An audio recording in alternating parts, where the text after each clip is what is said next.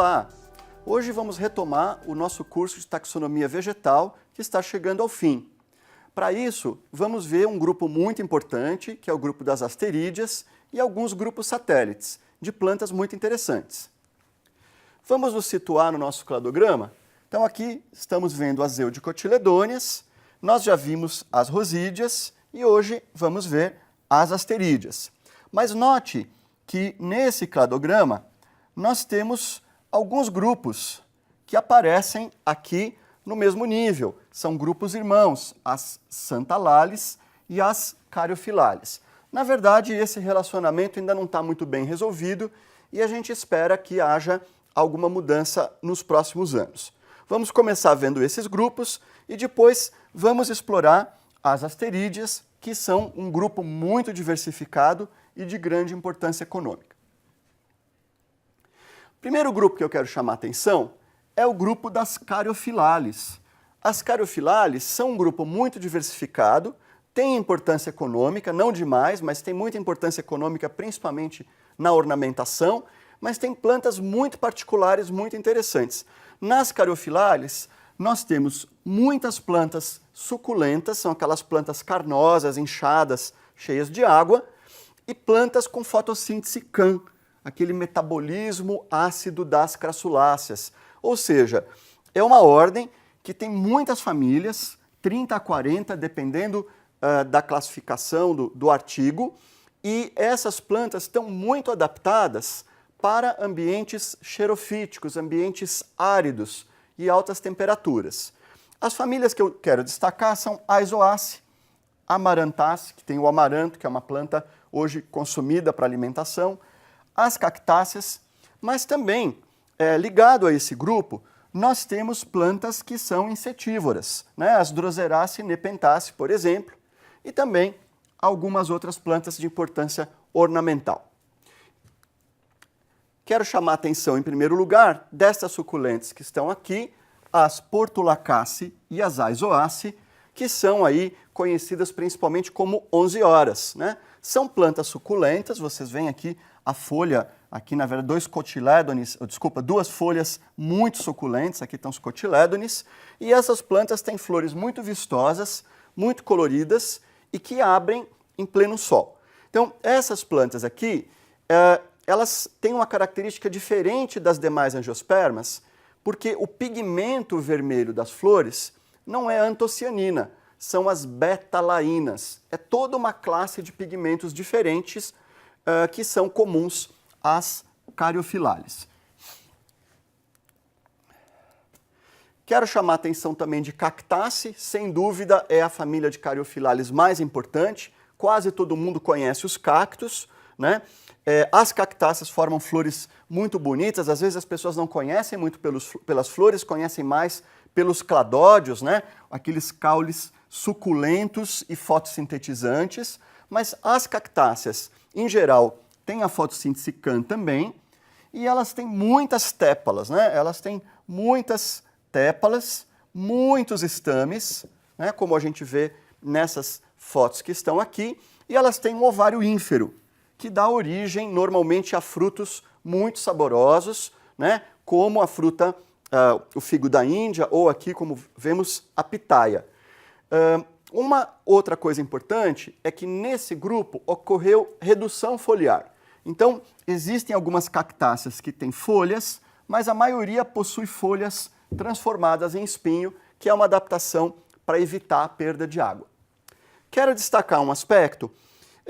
As cactáceas, elas são muito ornamentais e isso cria um problema para a conservação, de forma que a família Cactaceae está incluída na Convenção Internacional para as espécies, para o comércio de espécies ameaçadas. Portanto, não é permitido levar sementes ou plantas de cactáceas para um país ou outro. Então isso foi feito porque havia muita demanda de cactáceas ornamentais, essas plantas estavam sendo dizimadas na natureza e elas entraram nos sites, ou seja, elas têm o mesmo nível de restrição que, por exemplo, o marfim de elefantes, que os chifres de rinocerontes, porque elas se tornaram plantas ameaçadas de extinção em alguns lugares, seja pelo aspecto ornamental, mas também por algumas drogas, algumas substâncias que existem em algumas cactáceas. Quero chamar a atenção dessa diversidade. Existem muitas cactáceas muito bonitas, mas, por incrível que pareça, existem cactáceas com folhas, né? Por exemplo, as peresquias, elas são comuns aqui no Brasil, são muito usadas na ornamentação, mas existem algumas que são usadas como cerca-viva no Nordeste, e a mais conhecida em Minas Gerais e no Nordeste é a Ora pronobis, que tem uma folha muito saborosa, se prepara como couve e tem esses espinhos gigantescos, né? Estão aqui em tamanho natural e acabam servindo muito bem como cerca-viva. Então, um dos grupos de cactácea tem folhas e tem espinhos enormes, mas as cactáceas que a gente está mais acostumado a associar com a imagem de cacto são aquelas que formam cladódios globosos, como melocactus, ferocactus, né? Aqui vocês veem a grande diversidade de melocactus. Os ferocactus podem ser enormes, né? Um diâmetro enorme, maiores que uma pessoa, ou mesmo cactos colunares, como os saguaros do México, né? Que são muito maiores que o nosso mandacaru, e a gente vê são cactos que vivem mais de 100 anos e que são muito grandes, chegam a atingir 15 metros de altura. Quero chamar a atenção para vocês não se confundirem e aproveitarem esse material para discutir com alunos o conceito de convergência.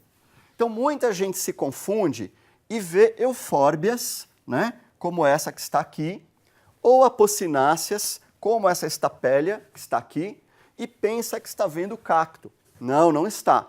Essas plantas são africanas, são plantas que têm um hábito cactoide, né? Ele parece com cacto, em forma de cacto. É isso que quer dizer cactoide. Mas as cactáceas, como vocês veem aqui, são uma família neotropical. O centro de diversidade realmente é na Mata Atlântica e na Caatinga, no Chile e no México, né? Então, as cactáceas são uma família exclusivamente neotropical. E como que a gente distingue? As cactáceas têm flores com muitas tépalas e muitos estames e nunca tem látex. As eufórbias, tipicamente, têm aquela inflorescência reduzida que eu já mostrei, que são os ciáceos, né? Tem essas flores pequenininhas aqui, flor masculina, flor feminina, e tem látex. E as apocináceas também têm uma flor com 5 pétalas, tubulosa, e também tem látex. Então, se tiver látex, não é cactácea. Quero chamar a atenção agora das plantas insetívoras, né? Existem várias famílias, mas as mais importantes são Droseraceae e Nepenthaceae. A drósera todo mundo conhece, aquela plantinha bem pequenininha, delicadinha, que tem tentáculos glandulosos. Esses tentáculos atraem insetos que, quando encostam nesses apêndices, os apêndices se fecham, eles têm enzimas que ajudam na digestão, né? E aí essa planta vai assimilar nutrientes do inseto ou do pequeno artrópode que caiu aí. Essas plantas, tipicamente, elas vivem em ambientes muito pobres, em turfeiras, em solos extremamente lixiviados, ou seja, ambientes pobres em nitrogênio e fósforo. E elas compensam essa deficiência de nitrogênio e fósforo capturando animais. Inclusive, algumas plantas, como as nepentes, elas não têm esse sistema de tentáculos que se movem ou de folhas com armadilhas que se fecham, elas têm essa garrafinha que aparece no ápice da folha, né? Então você tem o limbo e aí você tem o ápice, e o ápice se adapta a formar essa garrafinha que é chamada assídia, né? Então, essa assídia é inibida quando você coloca adubo. Então, se você cultiva uma planta dessas, deixa ela sempre sem prato, bastante água correndo e nunca coloque adubo. Se você colocar adubo, ela fica anos sem formar a assídia, ou seja, ela perde esse aspecto bonito de planta insetívora, né? Então, só para destacar, as plantas insetívoras, elas são relativamente pequenas, as Droseraceae são bem pequenininhas, as Nepenthaceae podem ser lianas maiores, existem até assídias mais ou menos de meio metro de altura, mas de uma forma geral são plantas delicadas e você pode esquecer aquelas imagens do cinema de plantas carnívoras devorando grandes animais. Elas são plantas que de fato devoram animais, mas sempre pequenininhos. Agora, eu quero chamar a atenção, nós vimos as Caryophyllales, agora eu quero chamar a atenção de uma outra ordem, que é a ordem Santalales. A ordem Santalales é tipicamente um grupo onde ocorre parasitismo, né? Ainda há bastante debate sobre a distribuição das famílias. É um grupo bastante complicado de estudar, porque na história evolutiva das plantas parasitas, houve trocas gênicas entre parasitas e hospedeiros. Então, quando você escolhe estudar uma planta parasita, você encontra genes ou sequências gênicas que são iguais a de hospedeiros que elas tiveram no passado. Ou seja, o que acaba acontecendo é que dentre as Santalales houve muita troca horizontal de genes. Isso faz com que seja difícil estudar a filogenia por aspectos moleculares. Também é difícil porque alguns grupos de Santalales são reduzidos, né? Ou são muito convergentes. Por quê? Porque são plantas parasitas. E aí a morfologia também acaba não ajudando muito. Então, esse é um grupo onde a gente ainda espera bastante mudança nos próximos anos. Aqui é que a gente vê uma hipótese filogenética, uma das hipóteses filogenéticas para Santalales, e eu vou destacar hoje apenas a família Santalace e Lorantace, que são de fato as mais numerosas, mais diversas, e também que ocorrem em maior quantidade no nosso país. Portanto, você tem chance de encontrar por aí e mostrar para os seus alunos, porque é um tema também que pode ser bem transversal para a gente trabalhar com ecologia. Quando a gente fala em parasitismo, as pessoas sempre pensam em parasitas que causam doenças, né, vermes, protozoários, mas o parasitismo entre plantas está nas nossas ruas e é muito fácil da gente abordar com os nossos alunos. Então, as Santalales são tipicamente conhecidas no Brasil pelos vistosos, bonitos psitacantos. São muito comuns, mas elas são muito diversas. Elas podem ser ervas, podem ser arbustos e podem ser árvores. Elas podem parasitar a raiz dos seus hospedeiros ou os caules. Como a gente vê aqui, no caso, um psitacanthus é um arbusto, o Santalum é o sândalo, que faz aqueles incensos muito aromáticos. O sândalo é uma árvore parasita. Sim, existem árvores que parasitam outras árvores pela raiz. As nuíceas também são árvores. Podem ter plantas muito delicadas, como o Arceuthobium, que atacam sempre coníferas. Ou plantas muito estranhas, como o Cibalium, que é uma erva parasita de raiz. O que todas têm em comum é a presença deste órgão aqui, que é o austório. É um órgão sugador que existe em todas as parasitas.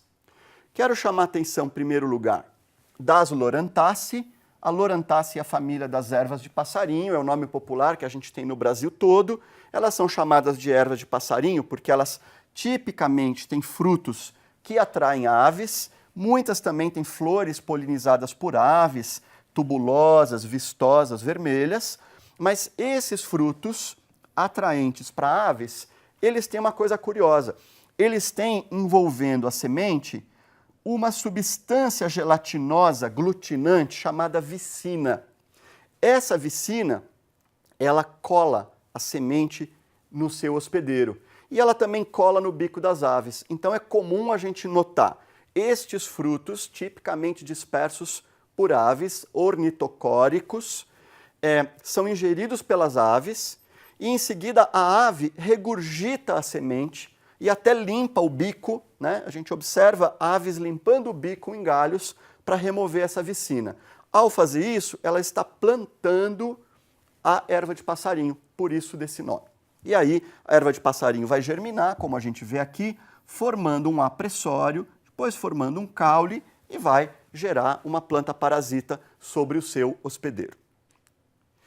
Outras plantas chamadas de ervas de passarinho são o grupo dos Phoradendron, muito comuns no Brasil, com espigas, né? Então são inflorescências bem reduzidas, com flores bem pequenininhas, que chegam a causar grandes infestações. Então a gente vê aqui, ó, o hospedeiro está sem folhas e todos esses arbustos que eu estou destacando são massas de planta parasita sobre os hospedeiros, são o foradendro. E na América do Norte existe um problema muito grave com o Arceuthobium, que ataca florestas de coníferas, principalmente, mas também plantadas, né? Então, principalmente florestas plantadas, mas também florestas nativas. E aqui a gente vê a conexão, olha, do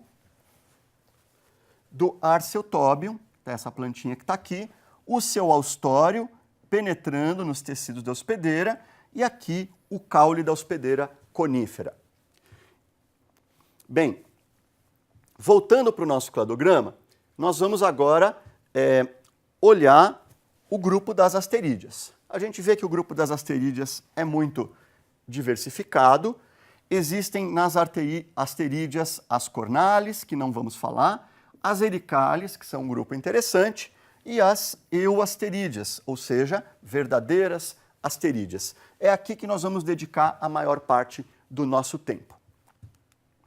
Bom, o que tem de característico nas asterídeas? Desde as primeiras classificações, chamava a atenção dos pesquisadores a presença da gamopetalia ou simpetalia, né? Grupos de plantas que tinham as pétalas unidas e que também tinham óvulos com tegumento só.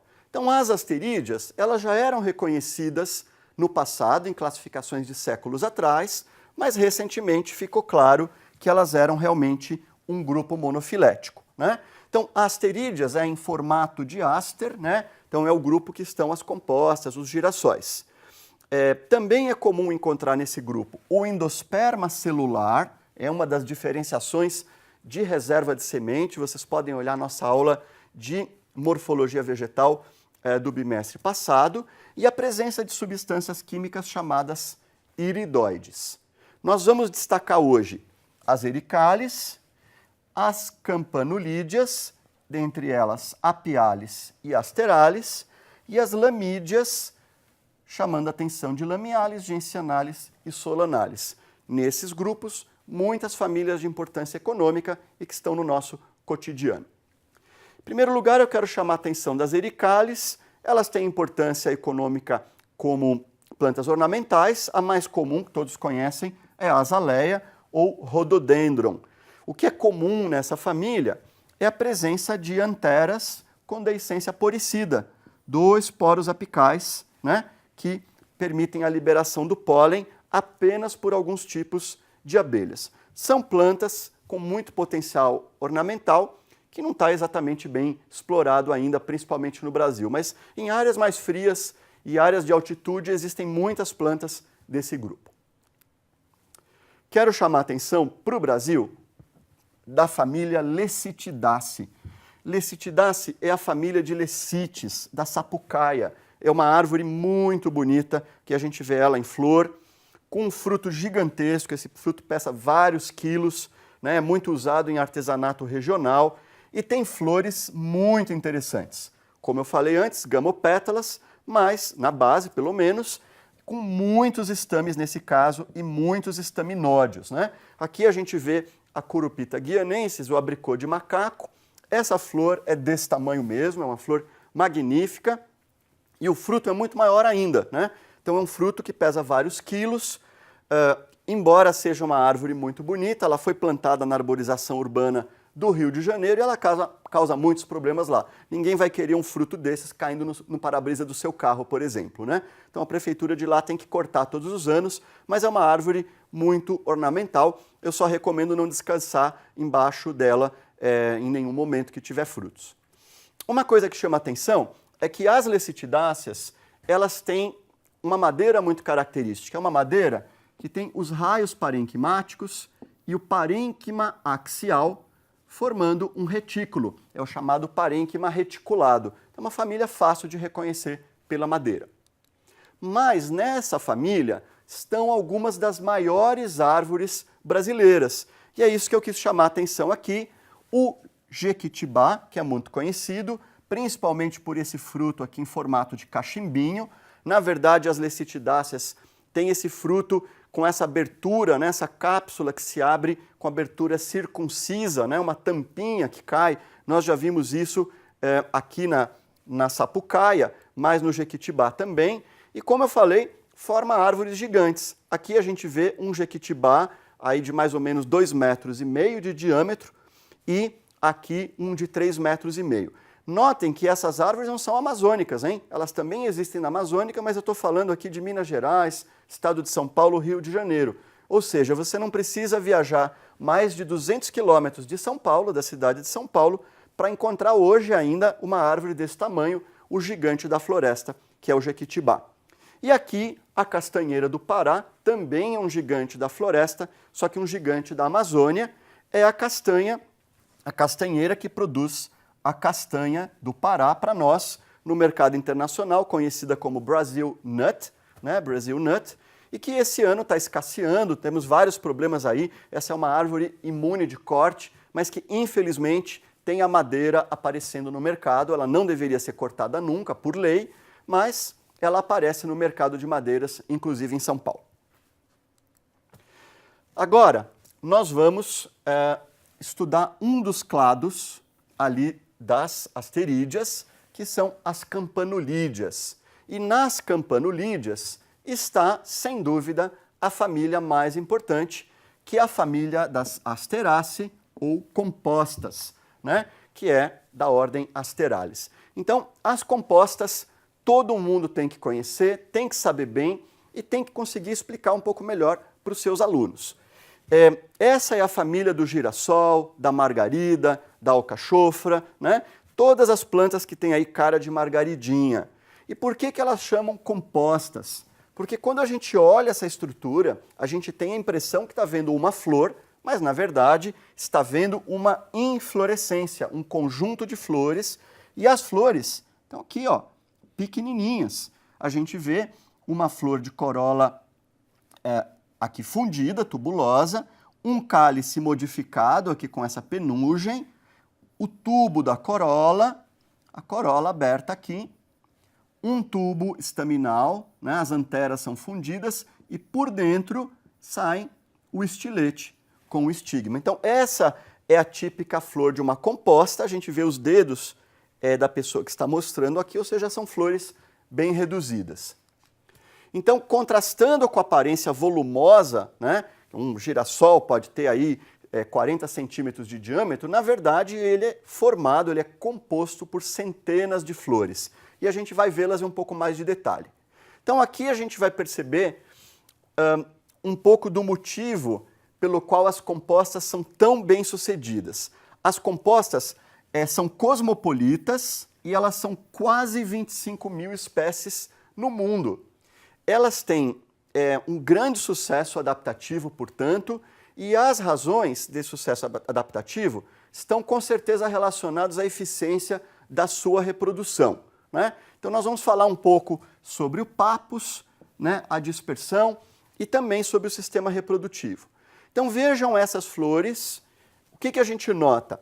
Quando a flor é jovem numa composta, aqui nós temos as anteras fundidas, o estilete vai emergir de dentro desse tubo e vai começar a abrir.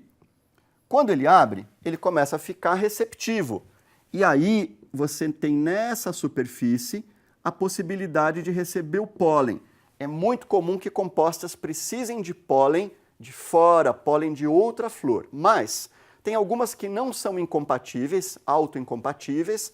E o que vai acontecer com as compostas? Se a composta não for polinizada, fecundada pelo pólen de fora, esses estigmas vão se enrolar e essa superfície, que é a superfície receptiva, vai encostar na própria antera. Isso é chamado apresentação secundária de pólen. Então, ela garante a autopolinização.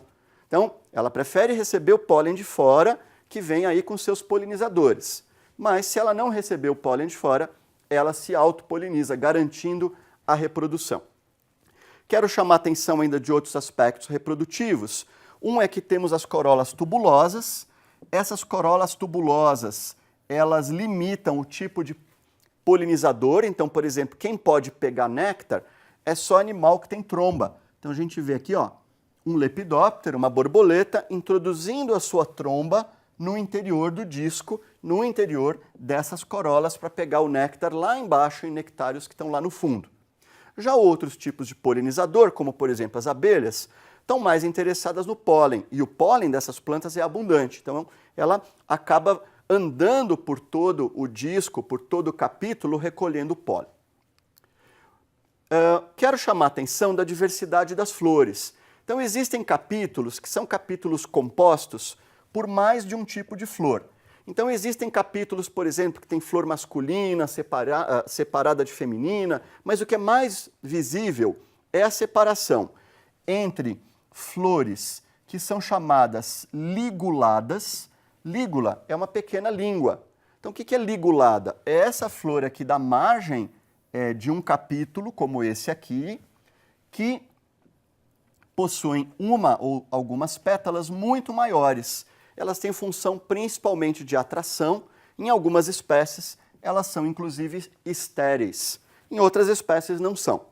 E as flores do interior são as chamadas flores tubulosas, que a gente vê aqui, que são as flores realmente férteis, né? Então a gente vê aqui com um estigma bem desenvolvido, aqui um estigma coberto de pólen. Então nós temos um disco central, no caso dessa planta, como uma margarida, um disco central com flores tubulosas férteis e na periferia um anel de flores liguladas inférteis, mas muito importantes para serem vistas à distância. Então vejam, há diversos tipos de capítulos. Existem capítulos que só possuem flores tubulosas.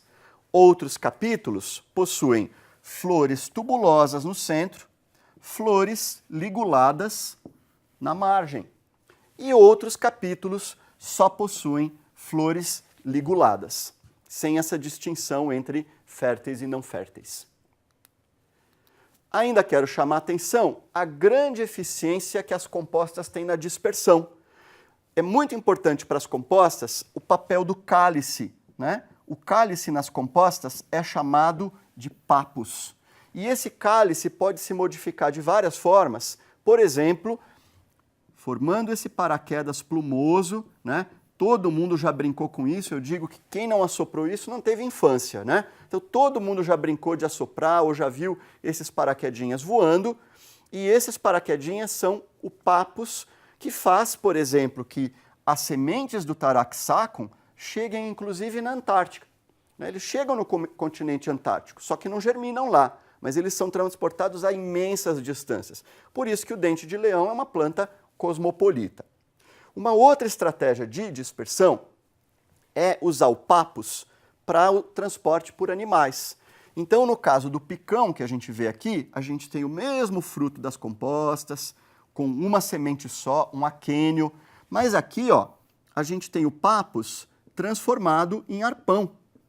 E isso se prende no pelo dos animais ou na roupa das pessoas, nos calçados, e é transportado a longas distâncias. Tá? Então, é muito importante para as compostas o papel do papus. As Asteraceae têm muita importância econômica, né? Algumas são mais óbvias, outras menos. Então é muito importante a produção de óleo de girassol, de sementes de girassol, principalmente para alimentação, mas hoje em dia, inclusive, para fazer combustível para os carros, para o biodiesel. Também é muito importante para a produção de inseticidas. Hoje, a maior parte dos inseticidas que a gente usa em casa, né, aqueles inseticidas de baixa toxicidade, são do grupo dos piretroides, são extraídos dos crisântemos. Existem muitas plantas ornamentais, como a zinnia, a dália, a margarida, né, o leucanthemum, mas as compostas estão sempre na nossa mesa, né? Então todo mundo vê, quase todo dia, alfaces na sua mesa, no seu prato, é do grupo das compostas, e mais raramente a gente pode ter as alcachofras, são comidas aí uma vez por ano, mas também entram na composição de muitas bebidas alcoólicas que as pessoas consomem, né? Agora, eu quero falar de uma outra ordem, já vimos as Asterales, vamos falar das Apiales. As Apiales também são uma família reconhecida, uma ordem reconhecida há muito tempo. Há muito tempo se entende que esses grupos que têm as inflorescências em umbela, devia ser um grupo só, né? Então as Apiales são um grupo monofilético. Eu só vou destacar uma família, que é a família Apiaceae, né? Que é a família da cenoura, né? Família Apiaceae ou Umbelliferae, né? Então, Umbelliferae é portadora de umbela, né? Feres é portar, umbela é guarda-chuva, né? Então, portadora de guarda-chuva. A família da cenoura, da erva doce, do salsão, o que tem de característico elas serem muito aromáticas, elas têm óleos essenciais. Também entram aí a salsinha e o coentro. Agora, eu quero chamar a atenção das gentianales. As gentianales, elas tipicamente têm folhas opostas, né? Principalmente folhas opostas, mas tem uma família que chama muita atenção, que é a família Rubiaceae. As Rubiaceae são muito abundantes na nossa flora, comuns tanto no Cerrado, como na Mata Atlântica, na Amazônia. Elas sempre têm folha oposta, simples, elas sempre têm corola tubulosa e elas têm um caráter único, que é a estípula interpeciolar. É uma estípula que fica entre os pecíolos das duas folhas opostas. É essa estrutura que está aqui, ó. É a estípula interpeciolar. Ela pode ser reduzida, ela pode ser bem grande, ela pode ser fimbriada quando ela é dividida, né? A interpretação que se tem é que ela é resultado da fusão das estípulas pareadas na margem da folha. E quem chama atenção nessa família é principalmente o café, não preciso nem dizer o tamanho da importância econômica para o nosso país, nós tivemos todo um ciclo econômico do café.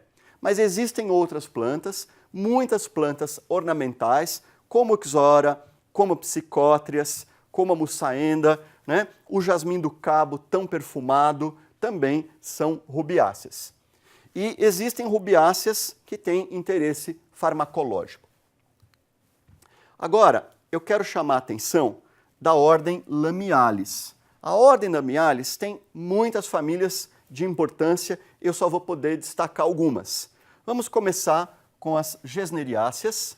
As Gesneriáceas são muito bonitas e têm importância econômica para ornamentação. Existe um mercado muito grande para as Gesneriáceas. Com certeza você conhece algumas delas, como a violeta africana, como o peixinho, né? Como as gloxíneas. Todas são plantas mais ou menos carnosas, delicadas, de locais úmidos, com corolas muito vistosas, em geral com folhas peludas. A maioria tem folhas peludas, embora algumas, como nematantos, tenham folhas glabras. Quero chamar a atenção também da família Bignoniaceae.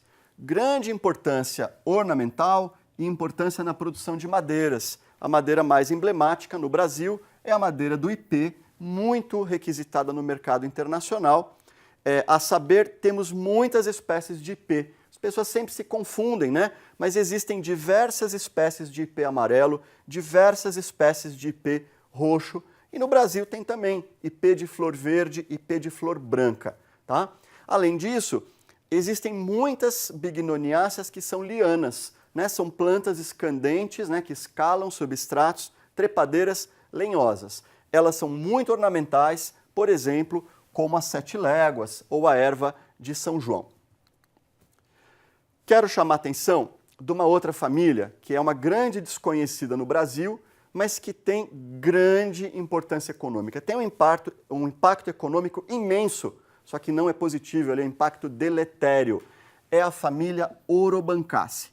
Na família Orobanchaceae, nós vamos ter plantinhas, sempre ervas, de vida livre ou parasitas. São parasitas facultativas ou obrigatórias.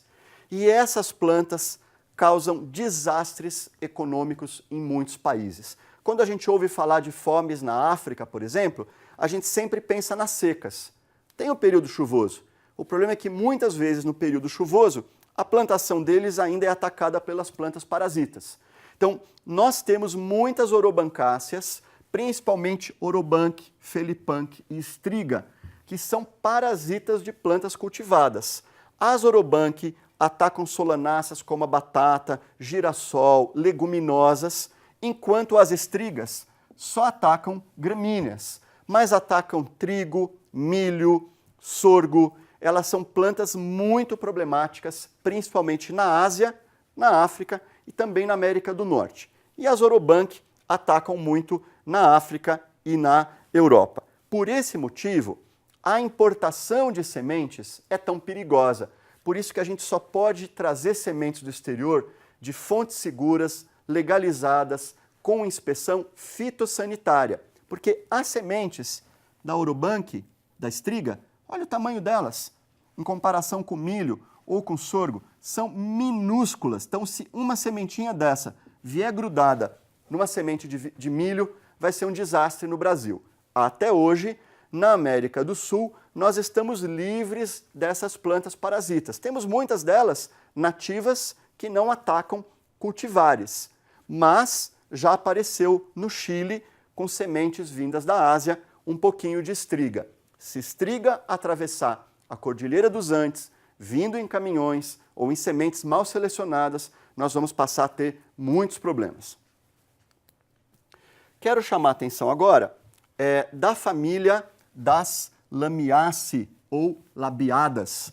Por que elas são assim chamadas? Porque elas têm uma corola fundida, mas muito zigomorfa, né? Lembram, zigomorfa é ter um plano de simetria só. Então elas têm dois lábios, um lábio superior menor e um lábio inferior maior, né? Como a gente vê aqui também. Essa família é muito interessante porque ela tem no seu sistema reprodutivo um sistema de alavanca. Por exemplo, um beija-flor enfia o seu bico aqui, ele pressiona peças florais que fazem com que os estames ou o estigma se mova e encoste, por exemplo, na cabeça da ave ou mesmo da abelha. Outra coisa importante é que as Lamiaceae, elas têm esses tricomas aqui, ó. Tricomas secretores, tricomas glandulares. Então, esses tricomas aqui, ó, secretam óleos aromáticos e essa é a grande importância dessa família, porque nessa família estão numerosos temperos. Então, aqui a gente vê exemplos do que eu falei, né? Você tem um polinizador enfiando o bico aqui e ele encosta a testa, por exemplo, no estigma ou nos estames. Então, em geral, o que acontece é ele pressiona aqui e isso faz os estames se moverem e sujarem a cabeça dele com pólen, né? Aqui a gente pode ver bem, olha, as anteras e o pólen. O que é interessante é que, em geral, o estigma ele está para frente, como a gente vê aqui. Então, a ave chega, primeiro encosta a cabeça no estigma, trazendo o pólen de fora, depois introduz o bico, move a alavanca, suja a cabeça com esse pólen e de forma que não há autofecundação. Quer dizer, o pólen dessa antera, ele não tem como chegar no próprio estigma, né? O pólen dessa antera, ele vai sujar a cabeça do polinizador que vai para outra flor. E nessa família, como eu dizia, existem os óleos essenciais daquelas glândulas e há muitas espécies de importância econômica na indústria de perfumaria, como, por exemplo, a sálvia, a lavanda, mas também na nossa mesa como temperos, né? A própria sálvia, o orégano, o alecrim e muitos outros. Agora, nós vamos falar das solanales, né? As solanales, elas são plantas de folhas alternas e a antera com abertura poricida, né? São aquelas anteras que têm poros. Tipicamente elas têm 5 pétalas, as pétalas são fundidas e elas costumam ser alcaloídicas. Elas têm alcaloides chamados tropânicos. Então, na nossa mesa, nós temos diversas solanáceas que são muito importantes. A saber, o tomate, a batata com grande importância no mundo e outras também, como as pimentas, né? Não a pimenta do reino, mas as pimentas vermelhas, dedo de moça, comari e tudo mais, habaneiro, são todas da família Solanaceae, as berinjelas, agora recentemente cultivada a Physalis, né? Mas há outras plantas com importâncias econômicas diferentes. Uma muito negativa, né? Que é o caso do tabaco, né? Nicotiana tabacum, que produz os cigarros e charutos, e outras com importância farmacológica. Como eu falei, as solanáceas, elas costumam ter alcaloides tropânicos, e vários deles são importantes na indústria, seja diretamente como fármacos, como é o caso da escopolamina e iociamina, por exemplo, que estão na composição, por exemplo, dos medicamentos tipo atroveran, né, que impedem cólicas, né, mas também como anestésicos, né.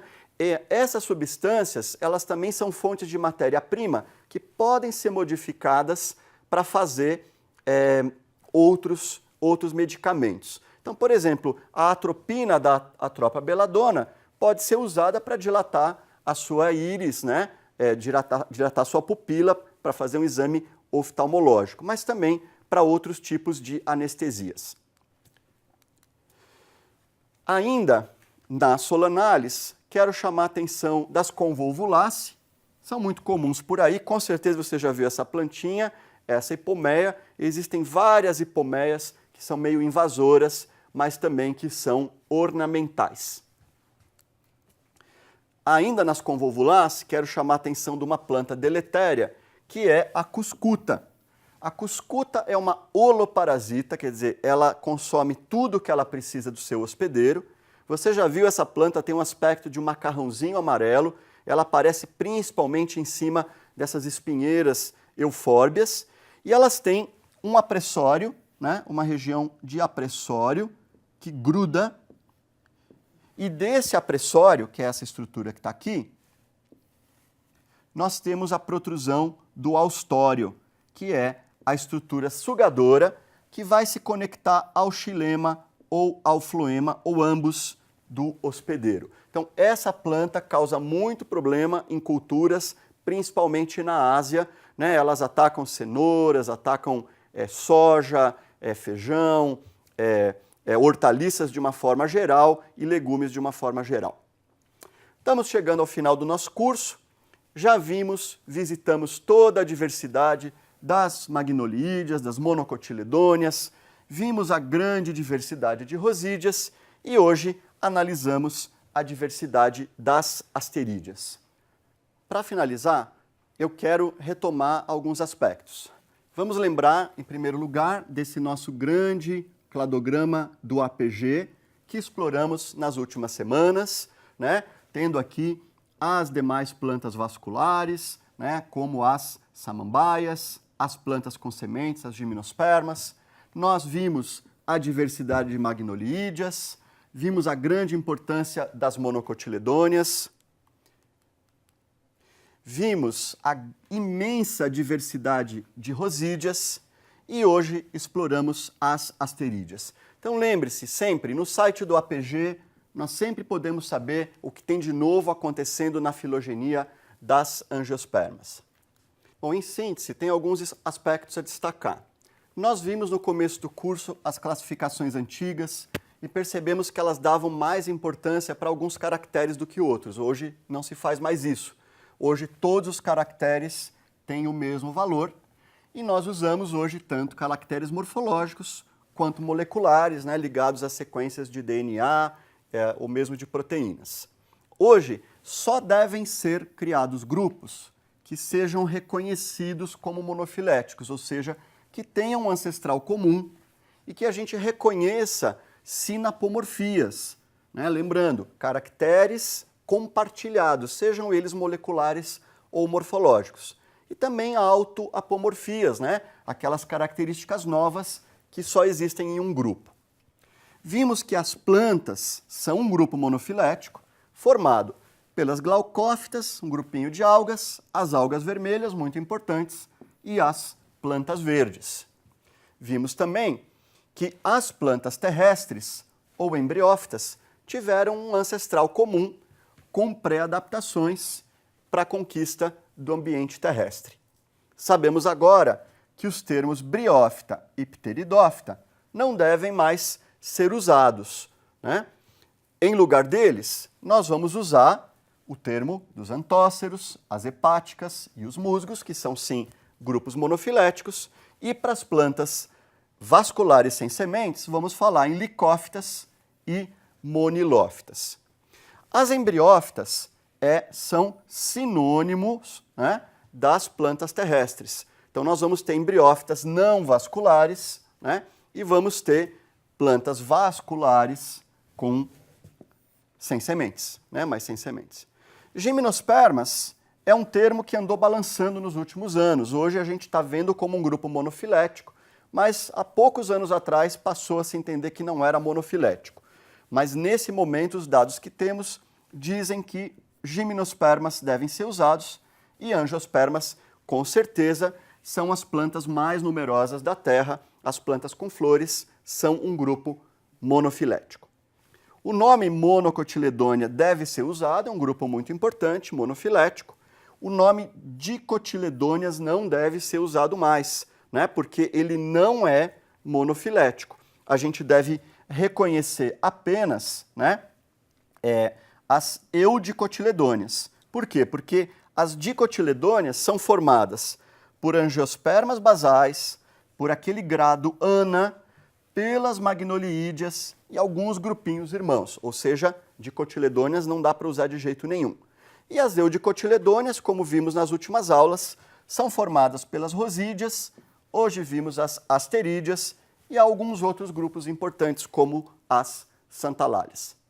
Eu espero que vocês tenham aproveitado esse curso e que vocês possam usar as informações dele em boas aulas de botânica para os seus alunos.